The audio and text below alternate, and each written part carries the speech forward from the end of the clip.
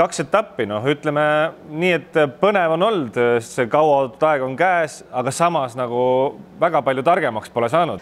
Ta arvab, et KTM võibki selle mingi 1% alt seda tippkiirust röövida ka suures pildis kogu hooaja peale. Oli näha, et tal oli ka närv seekord. Nagu isegi stardipuu ees ma vaatasin seda kaadrit, kui enne sõitu neid näidati. Ei olnud seda vana sellist nagu, kes kurtis, kui rasked olud, kes kurtis, et kahju, et selline päev sattus, kes ütleski, et pole sellist muda enne näinud, siis Plessinger oli nagu kohe, et ma ei tea, mul oli väga lõbus. Hakkasin pärast seda sõidu vaatamist mõtlema, et mul pole ammu sellist superkross etappi olnud, me papsiga koos vaatasime ja vahepeal vaatad maailma eliiti ja ajab naerma lihtsalt. Vaadata neid esimesi etappe ja vaadata eelmisi hooaegu, siis 3 asja on kindlad, maksud, surm ja see, et Stewart on pikali. No seda, et ta selle keskmise sõrme sellelt vennalt saab, kelle ta pikali sõitis, sellest ise, ta ei pea selleks vaatama, ta teab, et see seal on, et oleks Weston Pike olnud, oleks tutusse käinud saanud.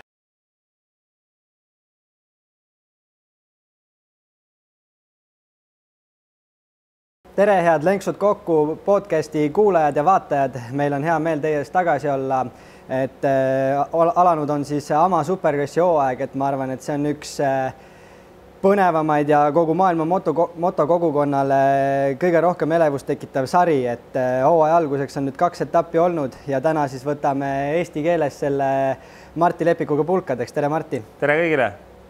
No enne kui me episoodi juurde lähme, siis käime ka üle meie sponsorid, et meil on siis Unibet, Verston, Unibet Sportsbar, Creaton, Motocross Advice, Bikeman Motoboard ja One Click Racing Suspension, et aitäh kõigile meie toetajatele, tänu neile me seda asja teha saame ja siirdumegi siis juba etapi juurde, et Martti, sinu esimesed muljed hooaja algusest? No 2 etappi olnud, legendaarne Anaheim 1 ja nüüd siis totaalselt teistsugune San Francisco, ütlesid nad siis. Varem oli see Oaklandi nime all, nüüd oligi vist teises kohas üldse toimus või?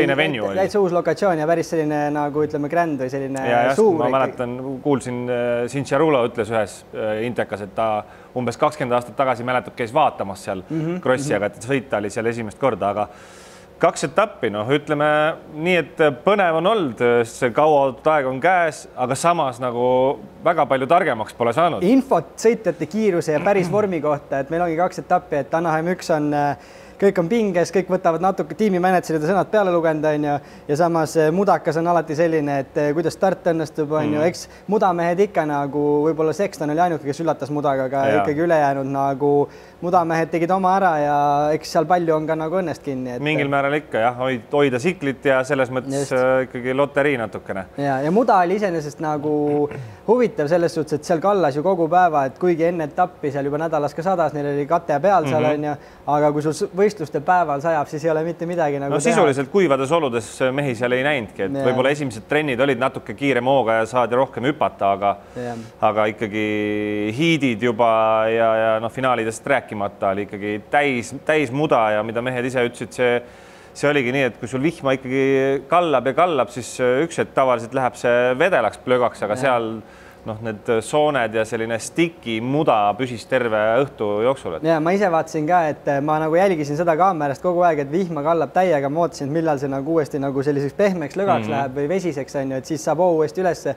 Aga tundus jah, et isegi see vihmast sõltumata see ikkagi liimis ja mehed ikkagi olid suht hädas, et ma eile hakkasin pärast seda sõidu vaatamist mõtlema, et mul pole ammu sellist superkross etappi olnud, me papsiga koos vaatasime ja vahepeal vaatad maailma eliiti ja ajab naerma lihtsalt. Et see oli nagu mitte, et nende oskustes nagu kahelda või nagu... Tuli meelde nagu enda mingi 60 aeg, kus sa veered laineid läbi, nii et jalg käib maha kuskilt muda sees. Ja ma olen ise nii palju ikkagi elu jooksul muda sõitnud, aga nüüd ma mõtlengi, et üks kõige raskem muda sõit võtta ja tõsta see sama pinnas ja raskus superkrossi ajal, see on ulmena. Sul on selliste nukkidega hüpped vaja läbi teha. Eks nad, ütleme, see Raja meeskond tegi ju muudatusi ka, et heat race'ides olid lained järgi, pärast võeti lained maha, et oli ainult sellised paar küüru ja hüpped ka. Minu arust see oli nagu väga hea, et kolmikud olid maha võetud, et siis ei olnud seda hullu hüppamist, et kellelgi esimene ring õnnestub, keegi ei hüppa, pähe hüppamisi asju vältida.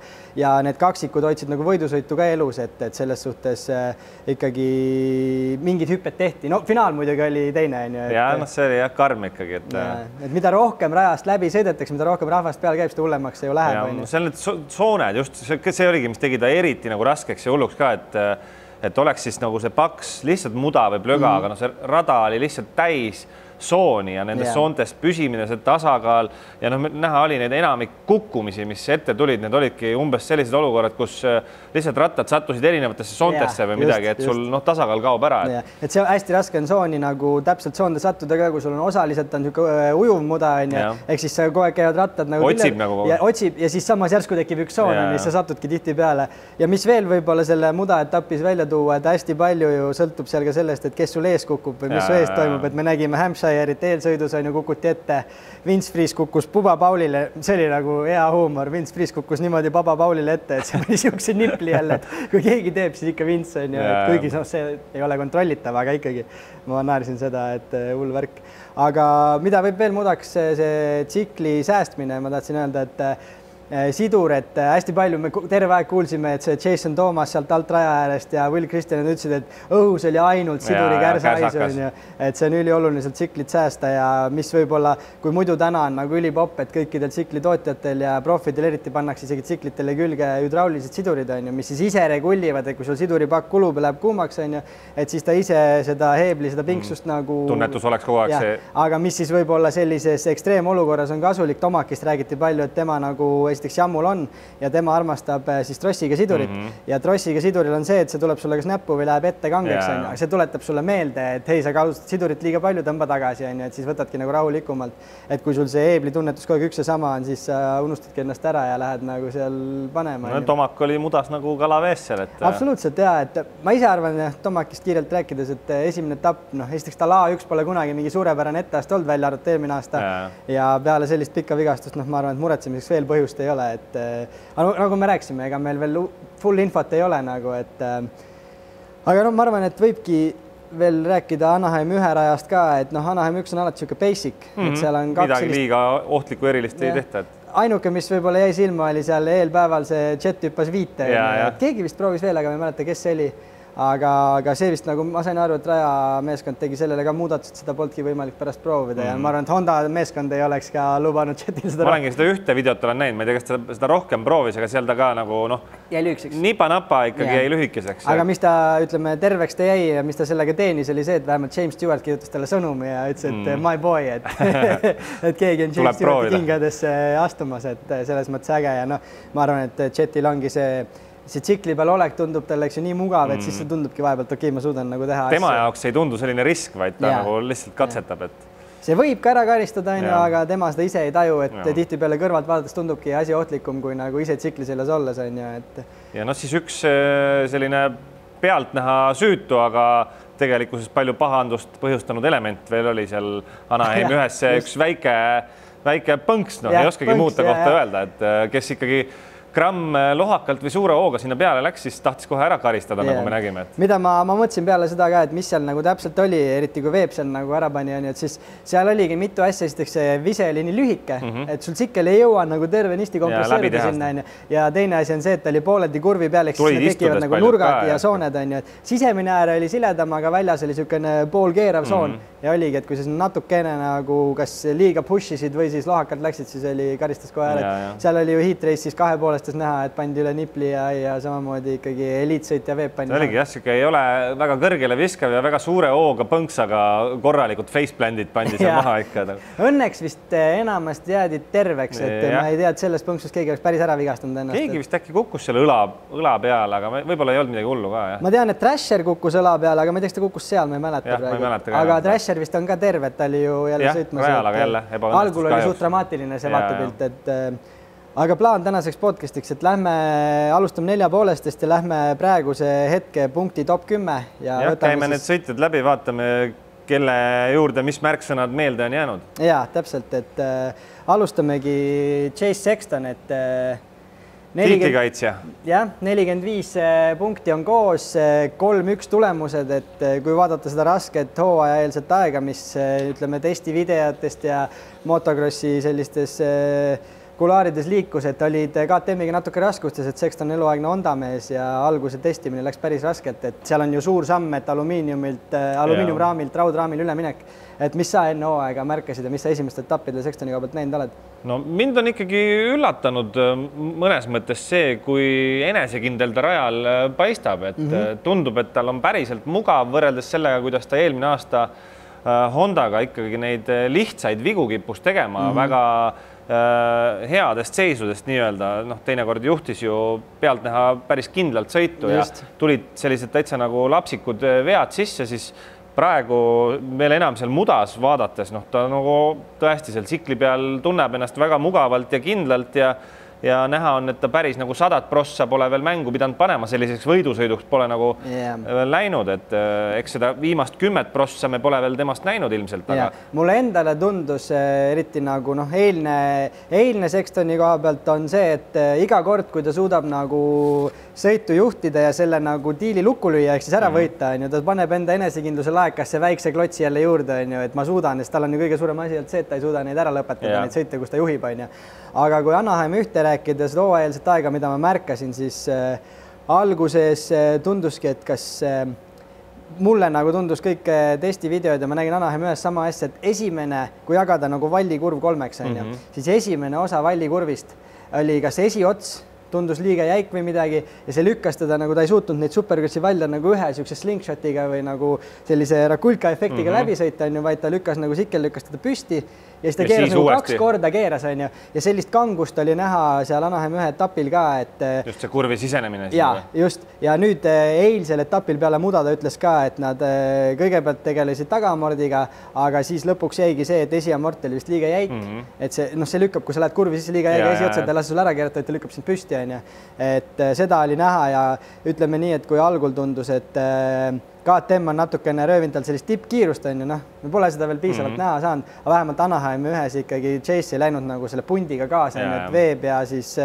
Chet ja Anderson sõitsid tal ikkagi eest minema, et seal võib olla, et oli natuke närvi, kätejämedus, aga ikkagi üldjoontes seda sellist nagu Sexton Hondaga sõitsid nagu BMX-iga, et keerad maha, surud, et seda ei olnud. Korjas punktid ära vähemalt. Ja mis ma kuulasin James Stewarti seda podcast, tema rääkis ka, et ta arvab, et KTM võibki selle mingi 1% alt seda tippkiirust röövida ka suures pildis kogu hooaja peale, aga et stabiilsus, et kokkuvõttes teeb selle tasa. Stabiilsus on ja kui vaadata hooaja algust, siis ta enda selline küpsus tundub ka, et nagu Anaheim 1, et ta ei läinudki kaasa, kui ta oli mugav, et see nagu on üks olulisem asju, kui sa 17 etapilises sarjas. Title runnis nagu eriti jah, et seal on näha, et ta on ikkagi saanud selles mõttes nagu targemaks ja kogenumaks, et tahab võib-olla tõesti tiitlit minna kaitsma ja esimestel etappidel peab seda vana Carmichaeli stiili, et tuleb need punktid ära võtta, mitte kohe seal ribadeks sõita ennast. Ja Sextoni jaoks kõige olulisem ongi see, et õigel ajal nagu õiges kohas olla ja tegelikult hooaja algus, ma arvan, et ta ise ütles, et kui me esimest etapil ootasime tiimiga, et kui me oleme 10 sees, on kõik hästi, ja nüüd on 3-1 ja punane plaat, et vahel ongi see, et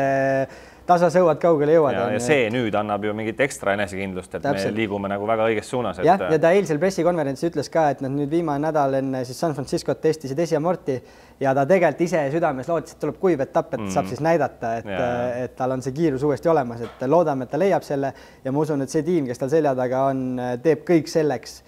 Ma olen ise muideks seal tiimi selles workshopis käinud, olen näinud, kuidas Roger de Coster oma kätega trei pingi taga on ja teeb neid juppe asju siklile valmis, et nad teevad kindlasti, mida iganes Sexton soovib, et talle ju tehti ka uus raam ja Factory Edition tuli välja, et siis Sexton saaks sellega sõitma minna ja ma usun, et hooaja peale nad saavad selle tsikli ilusti toimima.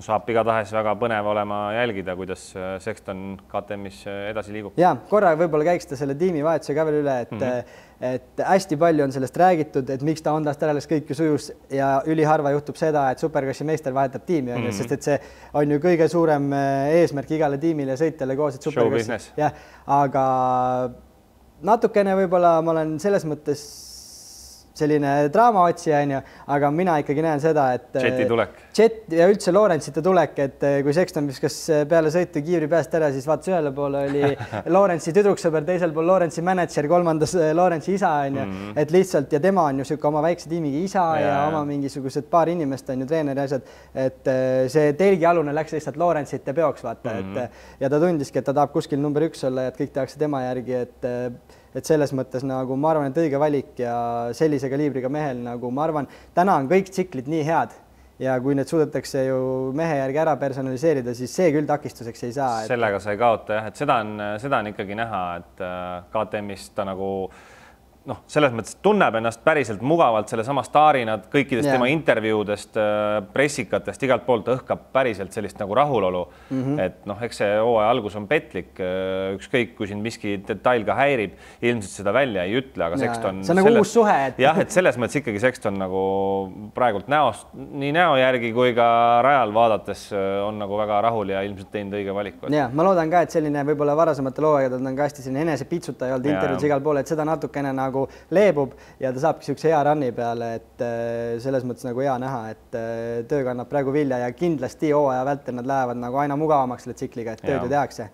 Ja järgmiseks võtame siis Jet Lawrence'i uus läikiv vinge mänguasi USA Supercrossi 4,5 klassis, et suvi oli ju vinge ja nüüd ütleme nii, et tundub selline mees, et Jet Lawrence, et kui pinge on kõige kõrgem ja tuled säravad eredalt, siis tema ikkagi teeb oma ära. Siis naudib. No tõesti see esimene etapp oli selline küll, et no tervikuna alates kvalidest, hiitidest kuni finaalini välja, et hakkasin ise kodus nagu mõtlema, et huvitav, kas Supercross tuleb samasugune nagu see Outdoor oli, et kõik teeb puhta nagu clean sheet. See on natuke hirmuäratavat, sest et me oleme Euroopas seda tunda saanud, kui Cairoli domineeris aastaid, et see läheb igavaks, on ju, et vaatajale on ju see halb, kui keegi hullult domineerib.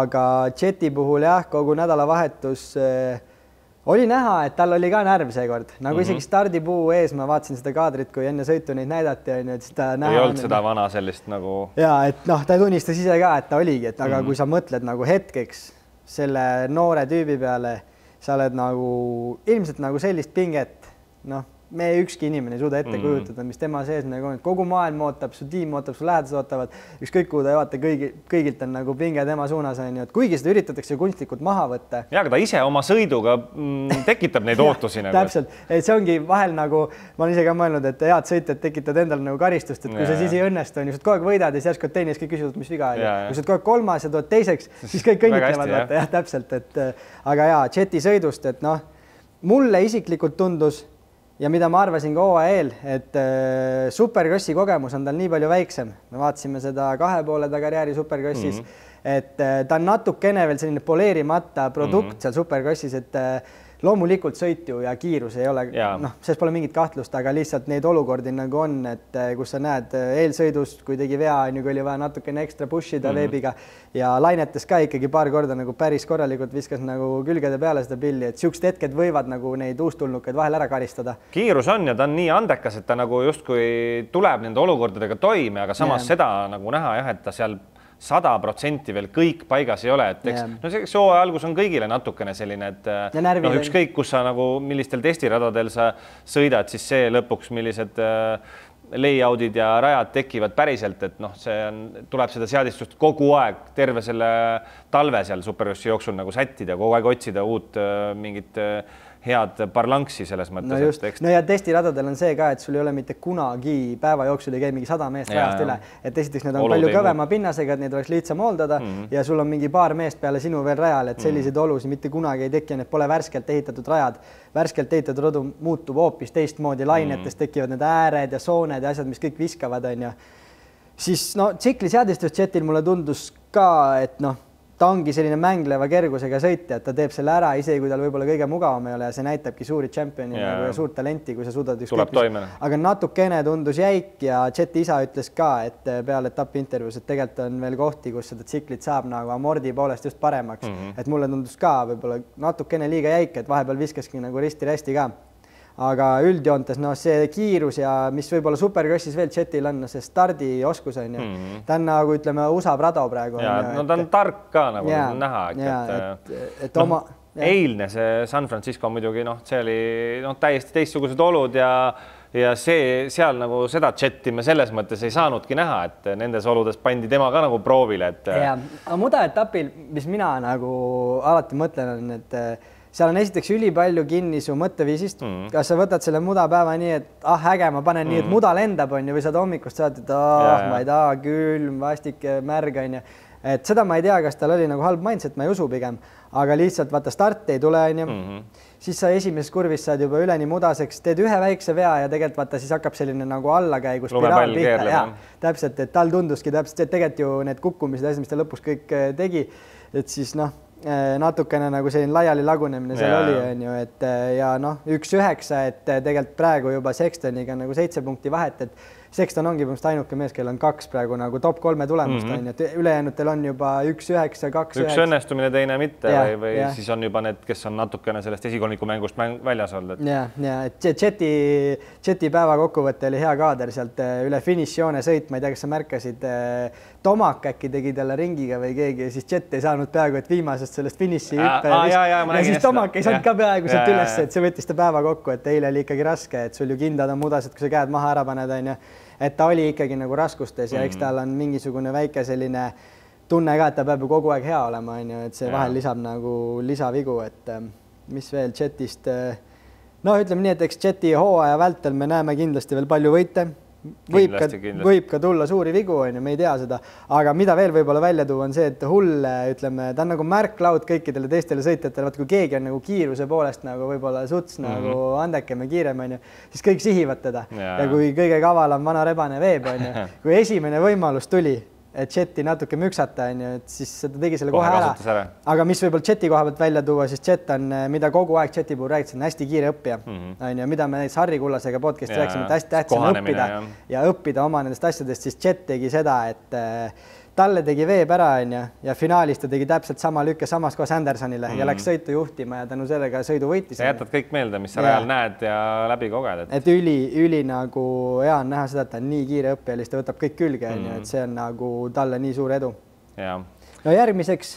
3. punktides praegu Tomak eelmisel hooajal liikunud tiitli suunas mees, aga siis hooaja sisuliselt vahele pidanud jätma. Jah, hetkel ikkagi kõige suurema nagu legendi staatusega sõitja USA radadel, et 2-kordne superkrossi meister, ma ei tea, kas 4 äkki autori meistri tiitlit on ju.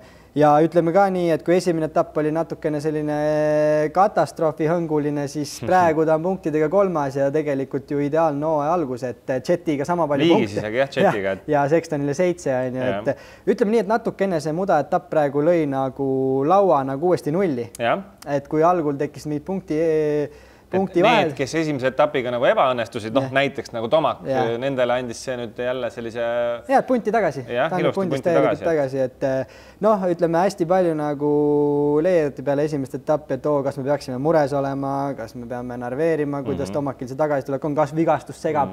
Tomak on ise minust väga selgeks teinud, et see Achilleuse vigastus, mis tal oli, see ei sega teda, ta on sellest taastunud. Ma arvan, et ta tegi selle otsused tagasi tulla ka siis, kui ta sai aru, et ta suudab 100%. Ta oleks olnud võimeline võib-olla sõitma juba varem. Ja, et ma ei usu, et see probleem on. Tomak ei ole varem ka Anaheim 1 suurepäraselt sõitu teinud välja arvatud eelmine aasta. Ja ma arvan, et selline väikene nagu boksimaailmas öeldakse ringrast, ehk siis nagu väike rooste oli esimest etapil peal, pühkis selle maha ja ma arvan, et Tomaki selline edu ka, ütleme siin ülejäänud karjääri vältel, et ei ole enam nii võib-olla see beast mode, kus ta nagu paneb hullu ja kõigist lihtsalt sõiduga möödustab, vaid ka tarkus. Et see on nagu Tomaki võti nagu ma arvan tiitli juurde. No tema puhul ongi puhtalt ikkagi, ma arvan, see kogemus ja tarkus täna siin, kuidas seda hooaega alustada, et ta teab, mis seisust ta tuleb, hooaeg sisuliselt vahele jäänud ja see Anaheim 1 nagu näitaski täpselt seda, et okei, ta tegi mingeid vigu seal ka ja see kiirus ei olnud võib-olla see, et sõitagi seal top 3 veel, aga sellegi poolest ta nagu kogu see tervikuna, see tarkus, lähenemine sellele etapile ja sellele pikale superkrossi hooajale, et ta võtabki nagu, ta ise ütles ka, et ta võtab kogu aeg etapi haaval praegu, ta ise teab, mis seisus ta on, ta ise tunneb enda enesekindlust, et selles mõttes ta ise nagu ei näe mitte mingisugust põhjust muretsemiseks, ta on väga rahul ja väga leppinud selle olukorraga, kus ta praegu on ja ma arvan, et me näeme nagu seda õiget Tomakit veel selle hooaja jooksul küll. No just ja mida ma ise olen nagu tähele pannud on see, et mida kõik vanemad ja kogenud sõitjad räägivad, 17 etappi pikk hooaeg, et see ongi nagu, ma arvan, nende targemate ja kogenemate sõitjate eelis, et nad saavad aru, et kui sa mõtled ise nagu, ma isegi ei kujuta nagu ette, mida 17 etappi tähendab, et mul kõige rohkem on vist äkki Briti meistrikatel 8 etappi hooaja jooksul nagu ühte kindlat sarja, on ju. Et 17 etappi, 2 nädalavahetust ainult vaba, on ju, et see on nagu meeletu nagu pikk hooaeg, et Tomak saab väga hästi sellest aru. mis võib-olla veel peale etappi Tomaki kohta kõlas, oli see, et palju räägiti ja minu meelest ka James Stewart ütles, mulle väga meeldis muideks see, ma siiani pole nagu James Stewarti podcasti fänn olnud, aga mulle väga meeldib, et ta julgeb võtta seisukohti, mis pole võib-olla populaarsed vahest, nagu oli seda Jeti kohta, Prado kohta, hiljem räägime sellest, aga mis ta tõi ka Tomaki kohta välja, oli see, et ta jälgis teda pressipäeval ja trennis. Ja ütleme, ta ütles, et selle sõidu vahe, mis ta siis finaalis tegi, kui tuled põlesid, et oli nii suur, et ta tuli treeningutele pressipäeval ikka nagu sellise, ta oli nagu autoriteet, ta lasi läpa, ta sõitis julgelt, ründas rada, et selle koha pealt ütles ka, et ta ei kardaks isegi selle kiiruse pärast ka nii palju ja nüüd Tomak ütles ka pressikonverentsil, et ta tuli tegelikult hooaja algusesse natuke teistsuguse settinguga, kui eelmine aasta sõitis, mis siis nagu toimis väga hästi, et nüüd ta läks tagasi mingite asjade juurde, mis toimis ja ta ise usub ka, et ta on ikkagi nüüd nagu väga pundis, et selles mõttes ma arvan ka, et muretsemiseks põhjust pole. Ma arvan, et temal nagu ongi puhtalt see, et ta nende esimeste etappidega mingil määral kontrollib ja vaatabki seda, et mis seisus teised on, kuidas teised sõidavad. Ta nagu see vana kala, kes jälgib seda olukorda, loeb selle olukorra ära ja siis hakkab neid kaarte nagu enda kasuks mängima. Ja, mina näen ikkagi täna veel, et loomulikult tahaks veel nagu seda kiirust kuivas näha, aga ma ikkagi näen teda kui ühte kindlat tiitli favoriiti, et see hooaeg on lihtsalt nii mahukas ja keeruline seda sarja kokku panna, et noh, Tomak teab seda kõige paremini. Minu arust ongi Tomaki puhul veel eriti need, kui me hakkame siin nägema mingisuguseid natuke tehnilisemaid radu, kus on teatud elemendid, mis valmistavad teistele raskusi ja nii edasi. Tomaki puhul on nagu see, et ta tuleb iga rajaga tavaliselt toime, ja noh, see tervikuna ta paneb selle komplekti nagu alati nii kokku. No ja ära ta pole veel vist üheski sõidus kunagi väsinud, ma ei ole väga palju näinud, et Tomak nagu ära väsis. See professionaalsus on seal jah ikka nii paigas. Vist Tomakil kunagi väga noorena 2,5 ajal ükskord sai äkki kuuma rabandus ja siis oli vist ainuke kord rohkem peale seda ta pole nagu, aga noh, kui sa Colorado mägedes elad, su isa on olnud elukutseline ja tipp mägirattur on ju, siis ma arvan, et seal perest jätakse põhi on siuke all. Jah, et tal ei ole nagu probleemi. Plessinger. Väga soliidne hooaja algus, et 4 ja 5 kohad. Ja ilusti ka nagu pundis, et 35 punni on koos, on ju, 4. koht. Sai vist heat race'i võidu ka kätte. Ja tundub, et tal on nagu ka praegu kiirus ka olemas, ta pole seda veel suutnud nagu paberile võib-olla poodiumini panna, on ju, aga tal tundub kiirust olevat ja kõik nagu paigas ja no selle mehe aurast nagu õhkab seda nautimist ja fun'i nagu nii palju välja, et ma saan vahepeal aru ka, ma olen nagu ise mõelnud, miks mingid sõitjad on nagu fännide poolt nii palavalt armastatud, on ju. Need ei ole need enesepitsutajad, need on need mehed, kes nagu käivad ja kaifuitavad seal, et see on nagu nii lahe, on ju, seda fännina vaadata, et keegi on nagu kogu aeg naerab ja kaifib seda, mida ta teeb, on ju, et see on nagu jube äge. See oli eilsete nende mudakate intekates ka, et kuidas kõik osad sõitjad seal, kes kurtis, kui rasked olud, kes kurtis, et noh, kahju, et selline päev sattus, kes ütleski, et pole sellist muda enne näinud, siis Plessinger oli nagu kohe, et no ma ei tea, mul oli väga lõbus. No. Ta on ju vana selle GNCC sõitja ka, kus panevad metsas muda sees, on ju, et talle kindlasti sobib, et ta on alati rõhutanud ka, et sooned ja muda talle sobib, on ju, et ma arvan, et ta võib olla isegi nõks, ootas endalt teile rohkem, et selles mõttes kindlasti ta enda sees, ega igaüks on sportlane neist, ta poleks kunagi nii kaugele jõudnud, kui ta poleks ka mingil määral ennast nagu enese pitsutaja, on ju. Aga selles mõttes ma arvan, ta peab ikkagi paberil nagu väga rahul olema ja KTM samamoodi, 2 meest on top 4, on ju. Korralik hooaja algus tehtud ja kui hooaja eelsest veel rääkida ja esimesest etapist, siis just see kiirus on ka nagu Plessingeril praegu nagu hästi silma paistnud, et kui algul ütleme Aldon Bakeri sellest kämbist, kus siis treenivad Stewart, Plessinger ja Hampshire ja Craig on ju, et räägiti, et kogu aeg, et Malcolm Stewart on kiire ja Malcolm Stewart iga päev domineerib neid treenirajal, siis paar nädalat enne hooaega hakkas Plessingeri jutt pihta. Et selles mõttes kiirus on hea olnud ja ta tegelikult ju enam-vähem püsib püsti ka, et talle nagu minu arust Supercross on võlgneb ühe etapi võidu ka, et kui me eelmise aasta seda viimase ringi kukkumist mäletame, kus võit oli käega katsutud. See oli nagu südant lõhestav, jah. Ja, et ma võib-olla Plessingeri näen sellise mehena ka, et kui on meil, ütleme, Tomak, Roczen, Chase, kes on nagu sellised võiduvõimelised ja noh, iga kord rohkem sellise staari saatuses. Ja, et siis Plessinger on võib-olla sellest ülejäänud pundist järgmine selline mees, kellel ei ole iga õhtu seda kiirust, aga kui kõik pusletükid kokku langevad ja see eelmine aasta etapp, kus ta siis lõpus nagu ära andis selle võidu kukkumisega, siis ta suudab ka kogu sellel seltskonnal sõiduga eest ära sõita. Et näiteks ma ei näe seda, et siin Cerullo suudaks seda teha või Dylan Ferrandis, isegi kui tähed ja kõik kokku jooksevad, on ju, et aga Plessinser on küll selline vend, kes oma õhtul võib nagu sõita ka sõiduga kõigil eest minema. Et ma tahaks väga, et ta saaks ühe oma võidu kätte ja Cowboy saaks oma äge vend, ma tahaks ka väga, et mul oleks hea meel. Üks Cowboy kergitaks kaabut seal poodiumil kergitada, et selles mõttes nagu äge, et võib-olla üks asi, mis Plessinserilt veel tema seda suhtumist ja fun'i nagu näidata oli see, et ma vaatasin hooajalist pressikonverentsi ja hullult endale ajakirjanike meeldib ju sorkida seal sõitjate nagu sellest, mis valikuid te siklid teete ja küsite, et kuule, et kas sa sõidad sama raamiga, see uus, mis Sextoni jaoks nii-öelda tehti, on ju. Plessinser naaris veits, jättis selle vastamata, on ju, siis tekkis selline nagu veidi veider vaikus, on ju, ja siis ta ütles, et kuule mees, ma ei tea isegi, mis rehvid mul all on. et selles mõttes, kui sõidab sellega, mis antakse. See näitab tehase meeste nagu seda, et pange mulle need nupulised kummid alla ja küll ma nagu sõidan, on ju, et selles mõttes lahe kutt. No ja järgmisena on selline, ma ütleks, et on nagu olnud hooaja algus selline nagu hiiliv ninja, et Dylan Ferrandis punktidega 5 etapikohad, 5-6, 33 punkti koos, et ma ei tea, ülekandes teda väga näidanud pole, ta on nagu hiilinud, aga minu meelest on ta elu parim hooaja algus. Et ma ei ole minu jaoks täielik üllatus ja kui hooajalist aega vaadata, siis ta jäi ju tegelikult nagu tehase kohast ilma, et ta oli ammu tehases, aga kuna Jet tuli üle suurde ja siis hakkab alati see mingisugune kaartide segamine tehase tiimis on ju limiteeritud arv kohti.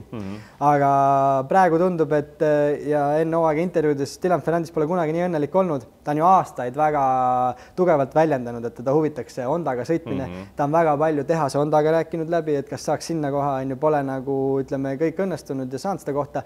Aga nüüd eratiimis tundub, et äkki me saamegi Dylan Ferrandisest selle mehe veel superkrossis kätte, keda me 2,5 nägime, kes ikkagi neid regionaalseid tiitleid võitis. Ja no tal see kiirus, andekus, kõik see on tegelikult sisu on olemas. Agressiivsus ka tegelikult superkrossi. Me oleme terve eelmise aasta ka samamoodi, kui ta jamu peal oli, kõik nagu ootasid kogu aeg, et pane nüüd. Ja seal näha oli, et seal sees nagu oli, aga need asjad lihtsalt ei kukkunud nagu kokku niimoodi, et seal on nii palju asju, vaata ongi, et näiteks Jamul tuli uus 4,5 välja.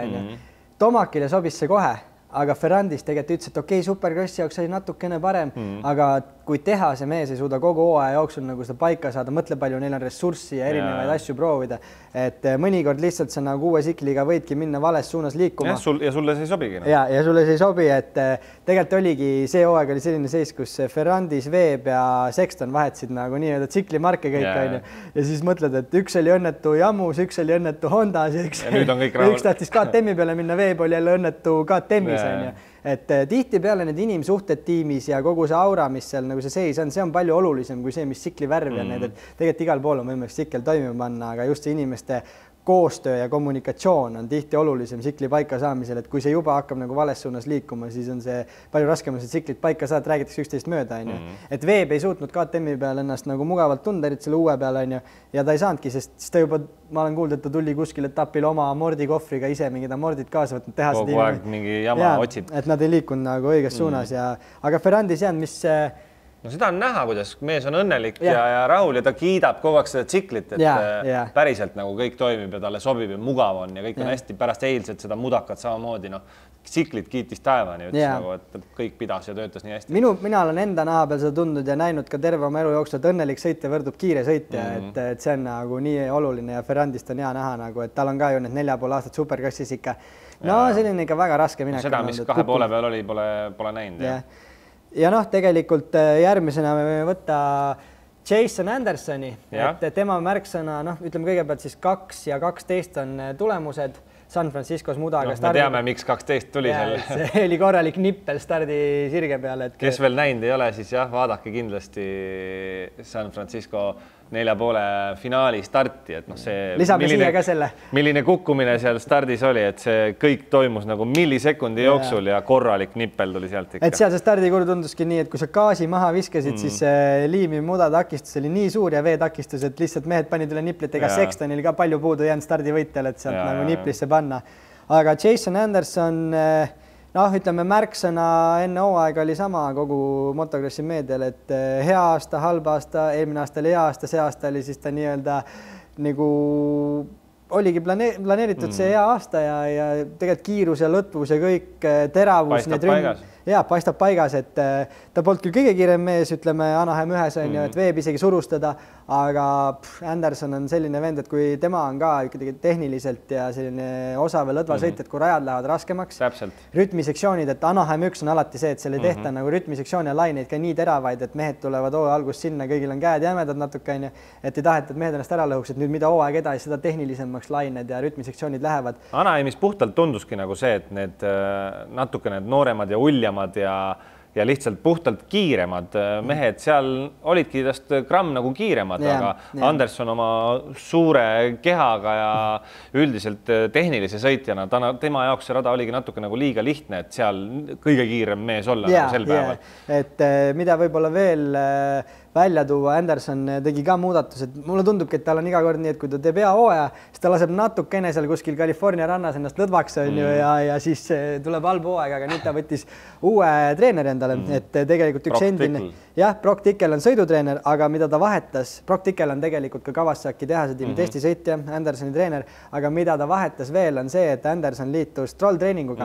Alex Martin endine sõitja siis koos oma sõbraga, kes on tegelikult laskesuusa taustaga minust USAs, et ta on olnud minust laskesuusa või ma ei kindel ei ole, võib-olla tavasuusa, aga koondise treener, et Anderson siis võttis nemad oma, ütleme, nurka ja need teevad iga päev just selle füüsilise treeneriga teevad rohkem, kuna Alex Martin on seal trolltreeningus rohkem sõidu poole peal, aga nende see teadmiste pagas ja ma olen ise kusjuures netis vaadanud, et isegi tegelikult Eesti sõitjatel on võimalik minna trolltreening.com ja väga professionaalne, maksab muidugi küll, on ju, aga väga saad sealt endale paketid ja kavad nagu? Igasugu erinevaid kavas ja pakette, et sul on võimalik nagu täisprofi pakett ka võtta, et sulle antakse kõik sõiduplaanid, toitumisplaanid, jõusaali trenniplaanid, et tegelikult sellist võimalust, kui mina näiteks nooreni polnud ja mõnikord jäigi teadmistest puudu, et õigesti teha, et tegelikult tasub nagu investeerida sinna ka, et võib-olla jätta üks FMF-i või Akra sumps ostmata ja panna sinna, aga saad nii palju teadmist sellest, et Andersonil on see hästi toiminud,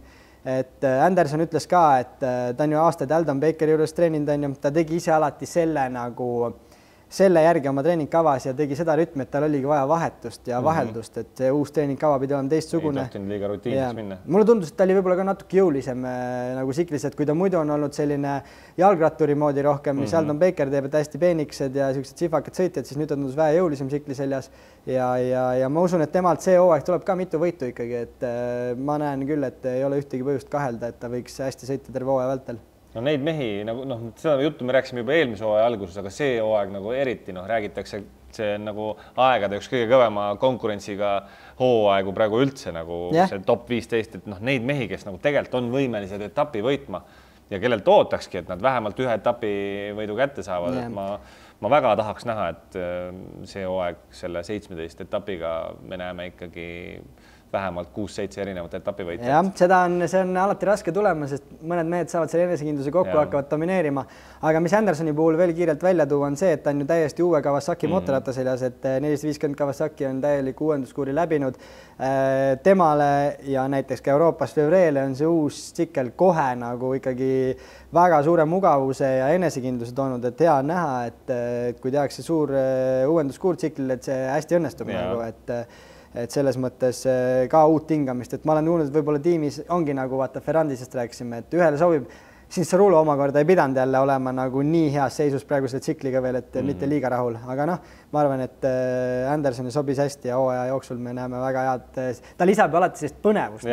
Tema on ju ka, mäletame Huski aegadest, kuidas ta ikkagi natuke paršalik oli vahepeal. Natuke paršalik ka, et mida võib kohe näha oli, et Veeb tegelikult natuke kartis ka Andersoni Anaheim 1, et ta oli kiirem, aga tal oli eelmist aastast veel meeles, kui Anderson ta pikali lasi, et hooaja algus pole seda vaja ja nii kui ta Andersonist mööda läks viisakalt, Anderson ikkagi tegi talle kohe tagasi, et see on selline vasturünnak tegelikult on Andersoni tugevus, et kui keegi teeb sest möödasõidu, et sa teed kohe tagasi, et see on nagu oluline ja võime, ma arvan, edasi liikuda, et järgmisena tuleb meil 7. mees, Ken Roczen, me tegime oma Instagrami ka sellise ühe video, kus me Eesti sõitjatelt palusime siis ennustusi Anaheim 1 ja muuhulgas küsisime, kellele nad kõige rohkem pöialt hoiavad, siis sealt ma ei tea, palju neid mehi kokku seal videos oli, kuskil seal 12 või natuke peale seal umbes sinna kanti 10-12 meest, ma arvan, et 75% vastast lemmiksõitja või enim hoiavad pöialt Roxenile ikka. Jaa, ma arvan, et Roxen Krossi maailmas tänase päevani on nagu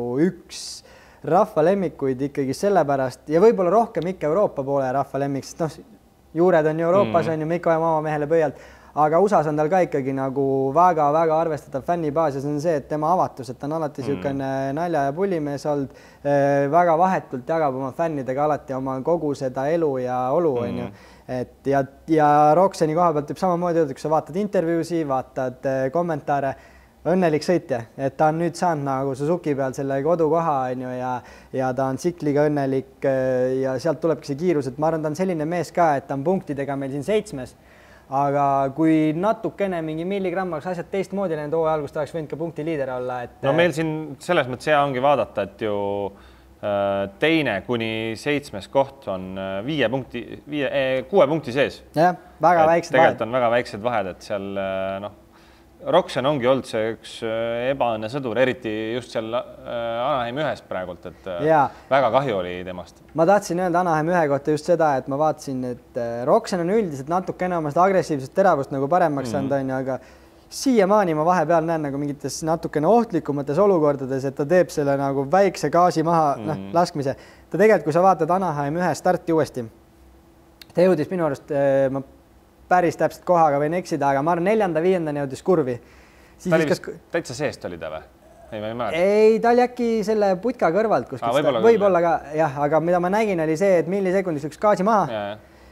Langes veel mingi 5-6 kohta ja ütleme peale 10 on ju see koht, kus hakkavad asjad juhtuma, on ju, et sul on seal keegi paneb pikali. Ja kui seal midagi juhtub, siis see tõmbab sind endasse. Ja kukkuski sõidu alguses, on ju, tegi hea sõidu, et kui sa mõtled, hakkas ka seal viimast hulgas tulema, püüdisigi Tomaki kinni, võib-olla loomulikult Tomakil ei olnud kõige suurepärasem õhtu, on ju, aga ikkagi ta nagu just Roxenilt tahangi seda ka näha, et kui tul läheb nagu algus nagu mitte kõige paremini, et ta võtab ennast kokku ja sõidab nii kaugele kui võimalik. Sest... See on hooaja algus ja siin on see praegu oluline, et me oleme näinud vist eelmine aastagi, et kui ikkagi nagu sa näed, et sellest tiitlimängust juba kuskil hooaja keskel väljas oled, siis Roxen minu mäletamist mööda ta isegi vahepeal vist keeras ikkagi rajalt maha ka ja jätiski sõidu pooleli, aga praegu see on nagu oluline ja seda on hea meel näha, et tal see võitlusvaim on nagu sees, et ja ta ise tunneb, ta näeb, ta teab, et tal on see kiirus olemas, ta on suuteline ka sealt tagant tulema ettepoole.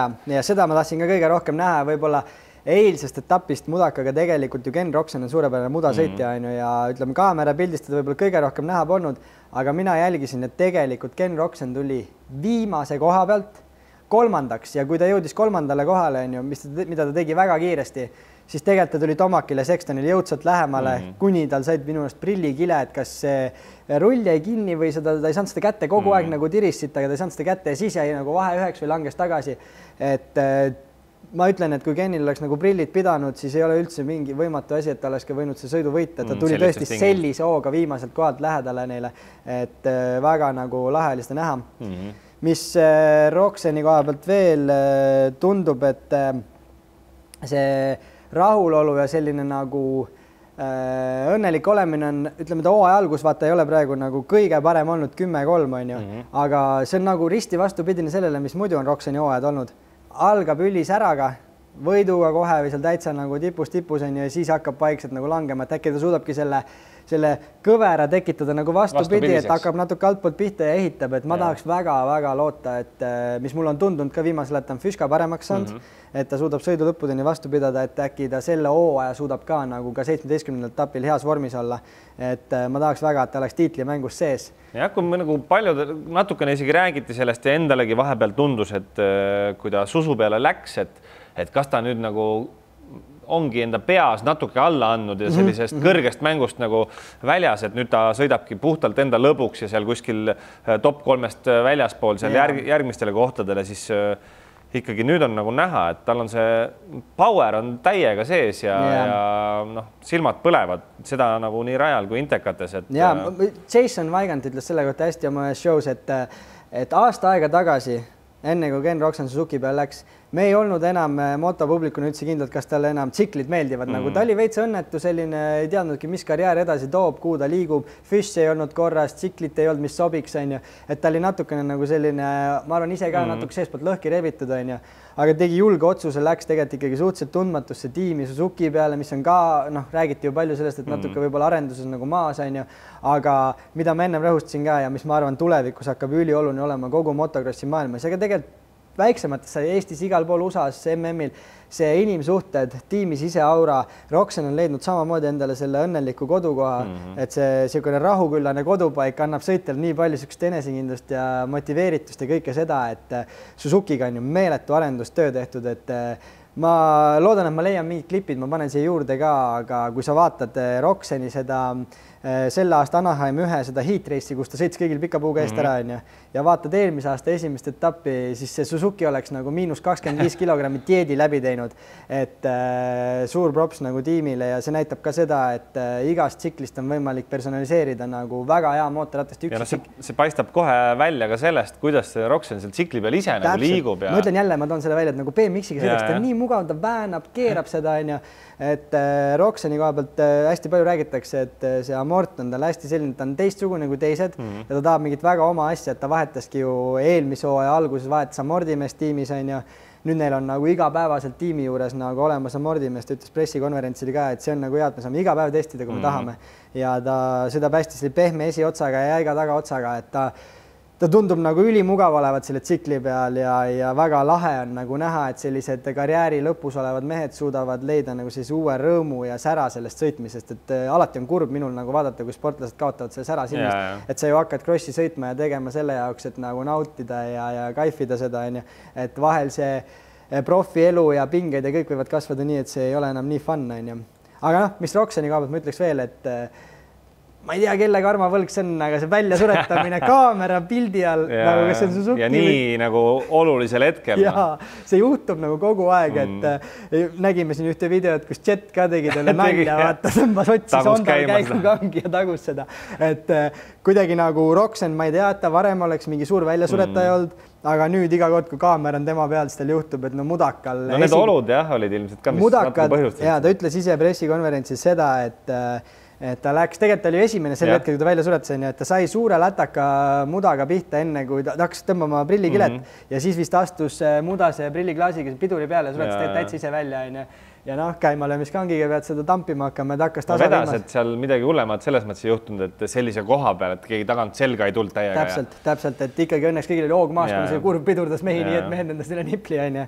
Et selles mõttes ja no tegi ülikõva sõidu, et ma seda pärast finiši joont, ta mees oli üliõnnelik ka, seda oli näha, et noh, kui sa ikkagi niimoodi tagant tuled ja sellistes oludes ennast kolmandaks välja sõidad, see on ikka korralik palgapäev. Ja viimase jood kolmandaks, see on nagu täpselt mõnikord on neid sõitjaid ja sõite, kus sa ei märka, kui suurepärase õhtu keegi teeb, on ju.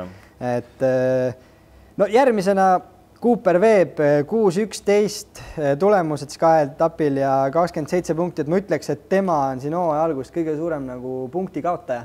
Et -18 punkti on, kui ma õigesti nüüd arvutasin.